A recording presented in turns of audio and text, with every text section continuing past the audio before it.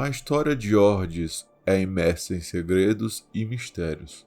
Como peças de um quebra-cabeça acabam revelando cenários únicos. Mais do que apenas uma voz na nossa nave, ele é nosso guia, assistente e companheiro, estando sempre ao nosso lado. Pensando nisso, seja bem-vindo, Tena. Meu nome é Panda Brasil. Prepare-se para desvendar quem é exatamente esse Cefalon, que apesar de muitas vezes parecer defeituoso, consegue demonstrar muito bem o poder da verdadeira amizade.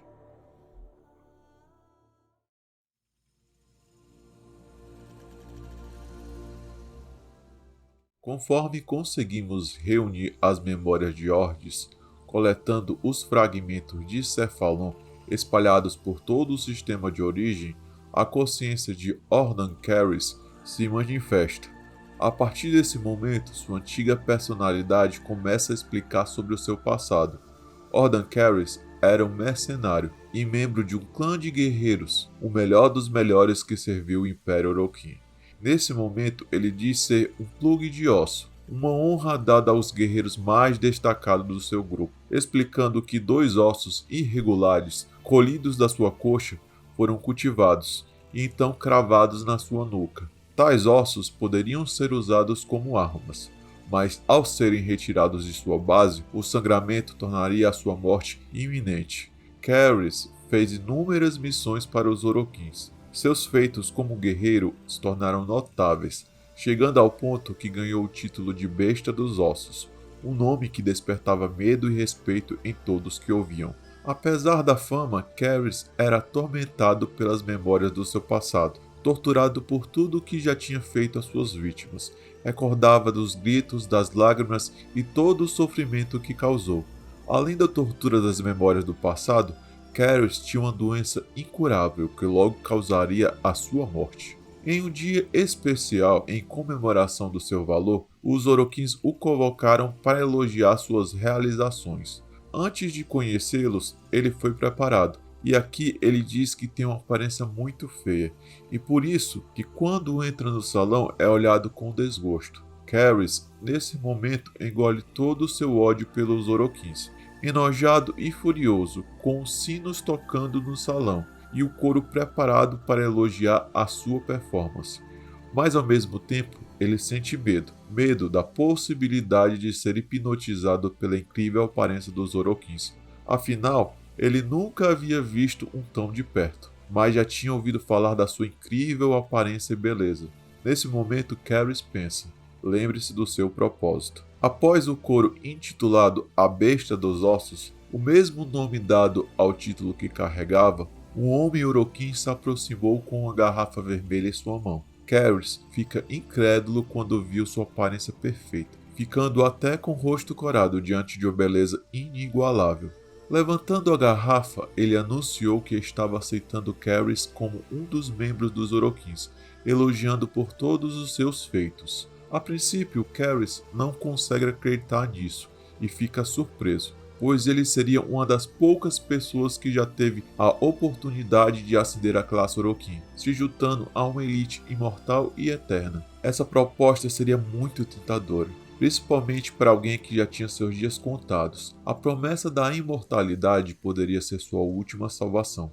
Mas é bom a gente lembrar que Caris era assombrado pelas memórias do seu passado. Então por que ele iria querer viver assombrado para sempre? Então, apesar dessa proposta quase que irrecusável, Caris logo se lembra do seu verdadeiro objetivo, que seria exterminar os Orokins. Ele estava esperando por esse momento há muito tempo, e por essa razão, durante a guerra, ele pegou uma criança franzina e enfraquecida que espionava seu grupo, e então projetou a imagem feia e miserável da criança em si mesmo. O quão diferente ele seria daquela criança? E o pensamento de eliminar aqueles que detêm honra e beleza se tornaram ainda mais forte. Ele já havia notado que aqueles guerreiros eram apenas cães de caça lutando pelos Orokins. Com tal pensamento, o seu coração se enchia de ódio e rancor. Depois desse evento fatídico, ele foi informado de uma doença incurável, onde o seu próprio corpo logo seria destruído. Uma morte vergonhosa para qualquer guerreiro. Ele então explica que decidiu matar os Orokins, com sua mente distorcida e quebrada. e que ele viveu como seu cão fiel por tanto tempo para ter a oportunidade de poder enfrentar os Oroquins, podendo enfim ter uma morte honrada. Finalmente, ele planeja executar o Homem Oroquim que se encontrava parado na sua frente. Caris então puxa os 2 pedaços de ossos da sua nuca, acertando um nos olhos de um soldado Dex que estava tentando detê-lo e cravando o outro no pescoço do Oroquim. Nesse momento, em uma poça de seu próprio sangue fluindo, os Oroquins ao redor se encontravam sorrindo e até mesmo batendo palmas. Caris, que estava sangrando até a morte, não entendia o porquê dessa reação. E é aí que entra em cena nosso tão conhecido e famigerado Balas, que ri dele, dizendo que a morte não significava nada para eles, pois os Oroquins eram seres eternos. Sentindo-se envergonhado, Caris acaba desmaiando. Balas faz com que ele beba daquela substância presente na garrafa vermelha, que seria a sua punição por tentar negar seu prêmio, ou seja, a vida eterna. Como punição, Caris é transformado em um Cephalon,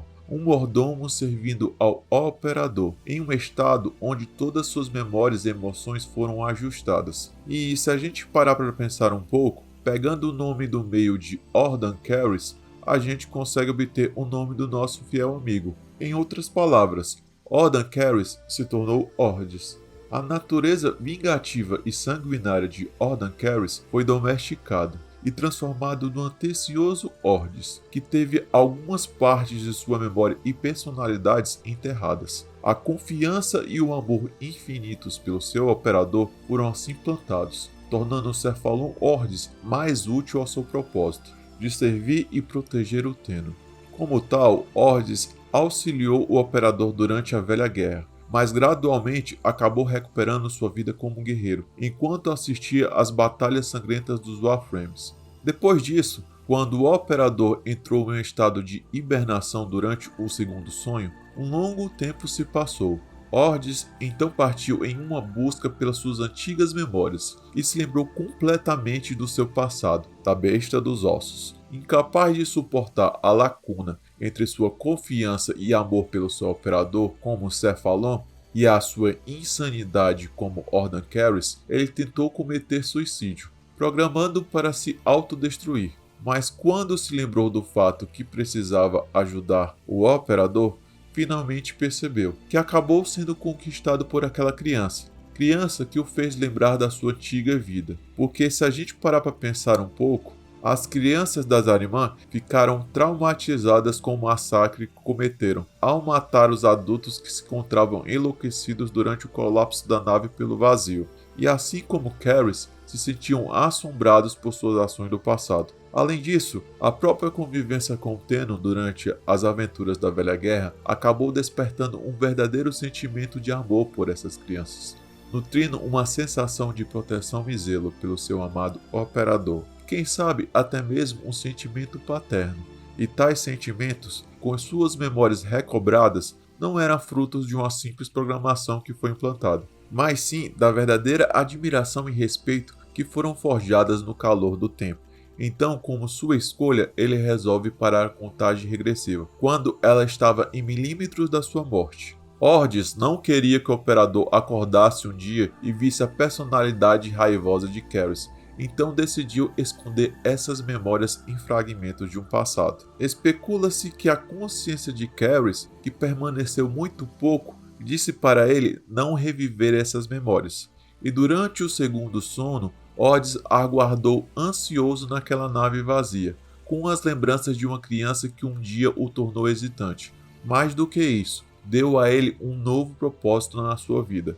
E é nesse cenário, depois do despertar dos Warframes, que encontramos nossa antiga nave orbital e nela nosso amigo mais antigo, Ordis. No momento inicial, o nosso operador não tem quase nenhuma memória do seu passado, e muito menos de Ordis. Isso faz com que a gente pense que ele é apenas um IA, que está ali para tornar o ambiente mais divertido, com suas piadas e bom humor.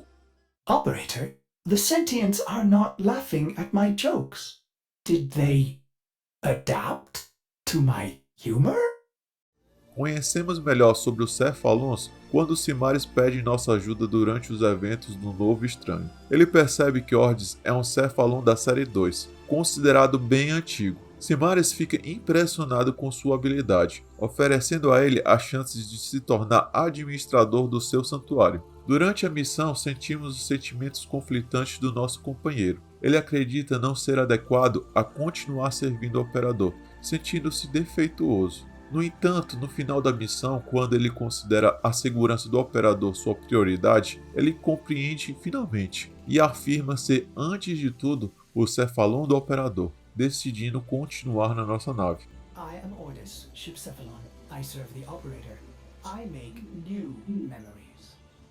Apesar de muitas vezes não prestar tanta atenção, Ordis se encontra sempre ao nosso lado, como quando resolvemos obter um Kubrou. Ele inicialmente deixa bem claro seu desgosto por eles, mas com o tempo se torna mais receptivo ao Kubrou, comentando que seus latidos e ófegos não são tão desagradáveis. Look, what an odd little nose it has. Well, I suppose there are worse things. Mas é só durante a procura pelo hino da Octávia, um especial de Cephalon, que conhecemos um pouco melhor sobre Ordis. Durante os eventos, o Operador se encontra explorando os Mandacores e sua musa, com Cephalon Suda. A comunicação de Simaris o informa que a mente de Suda foi tão corrompida e insiste que ela seja deletada, para proteger a rede de compartilhamento de dados dos Cephalons. O sentiente Hunhal estava no processo de apagar a sua personalidade e planejava usar a rede para eliminar os outros Cephalons. Apesar de Simaris querer deletar Cephalon Suda, Ordis intervém, pedindo ao seu Operador que ajude. O que é algo estranho se a gente parar para pensar, pois o papel principal do Cephalon Ordis é bem claro, servir e proteger o Operador. Mas nesse momento ele escolhe ajudar um ser semelhante, demonstrando mais uma vez um certo grau de liberdade nas suas escolhas.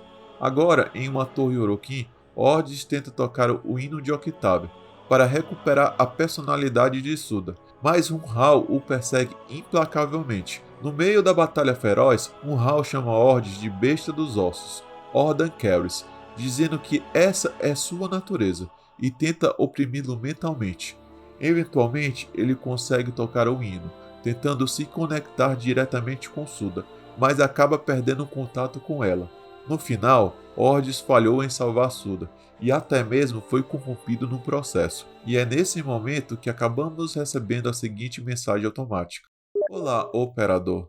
Se você está ouvindo isso, acho que não consegui salvar o Cephalon Suda. Aquele hipócrita Simaris estava certo. Acho que o Operador terá que trabalhar com Simaris para deter Hunhal, antes que ele alcance ainda mais do meu povo. Por favor, me perdoe, Operador, por te deixar sozinho. Houve um tempo em que com Tagarelice eu queria poder te esquecer. O tempo que passei sem você foi uma dor mais difícil de suportar do que qualquer dor que já senti. Você ainda se lembra daquele dia glorioso quando o Operador retornou? Como um herói, ele não hesitou e lutou bravamente para recuperar meus dispositivos perdidos. Eu estava envergonhado do meu interior bagunçado, mas o Operador não se importou. Foi você que me fez inteiro novamente. Ou o dia em que você retornou ensanguentado daquela nave Gnir traiçoeira. Naquele dia, não importa o quão nojento o interior estivesse bagunçado com sangue, ele nunca ficou bravo. Como eu poderia ficar ofendido, Operador? Você é tão perfeito, sempre será perfeito no futuro. Adeus, meu caro amigo, meu Operador.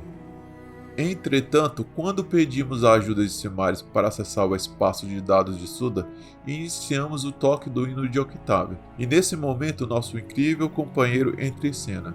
Meu sonho se tornou realidade, agora posso lutar ao lado do meu Operador. À medida que o hino é concluído, a contenção de Hunhal enfraquece, então Ordis é liberado, ajudando a destruir os sentientes que estão interferindo na execução do hino. Simaris aparece para se juntar à luta no momento certo. Com sua ajuda, conseguimos completar o hino de Octávia, fazendo com que Suda recupere sua personalidade. Nessa jornada, notamos que os Cephalons, mesmo que tenham sido programados pelos Orokins, ainda conseguem fazer suas próprias escolhas. Isso faz a gente se questionar. Será que os Orokins previram isso? Porque no caso de Ordis, sua transformação foi claramente uma punição imposta por eles. Mas para Ordis parece ter sido uma bênção, pois livre de todas as amarras e loucura do seu passado, ele ganhou um propósito na sua vida. Mais do que isso, alguém que possa admirar, respeitar e amar, um companheiro, um operador. E isso é um dos maiores tesouros que alguém pode obter. Mas, avançando um pouco mais na história e indo para um futuro em um universo paralelo, durante os eventos da Nova Guerra, quando Bala joga Lotus e o Operador em um portal, vemos assim ordens um pouco diferentes, tratando o Peregrino como se fosse o seu operador. Nesse momento, ele não é mais um IA. Agora, como um pequeno androide que também pode voar, ajuda na nossa jornada para coletar os cristais e assim recuperar a consciência e o corpo de Lotus. Quando damos o segundo cristal para ela, restauramos mais do que seu corpo, a sua mente. No entanto, ela não reconhece o peregrino, se tornando hostil, forçando-o a desviar dos seus ataques, eventualmente nos encurrala, levando Ordis a se sacrificar mais uma vez, utilizando seu pequeno corpo de androide para nos proteger. Olhando com aqueles olhinhos de sentinela, ele dá um adeus, se sacrificando para nos proteger. E por isso Ordis não é apenas um IA, sendo talvez a pessoa que nos ame mais no universo de Warframe, pois ele deu sua vida quase 2 vezes pelo seu operador, como quando vemos ele sacrificar suas próprias memórias. É um pouco como se sacrificar por alguém, fazendo isso por nós porque ele nos ama profundamente. Então, Tenno, nunca se esqueça, a amizade verdadeira não é medida pela quantidade de tempo, mas sim pela qualidade dos momentos compartilhados. O seu verdadeiro valor está em quem está ao seu lado nos momentos mais desafiadores. E Ordis mostra essa realidade com muita clareza. Podemos notar isso de uma maneira bem simples. Próxima vez que você acordar na sua nave, perceba quem é aquele que sempre diz a você: "Bem-vindo de volta, operador." Se você gostou do vídeo, comente aí, deixe seu like e considere se inscrever no canal para ver mais vídeos. Acho que é isso. Aquele abraço apertado de panda. Até a próxima. Falou!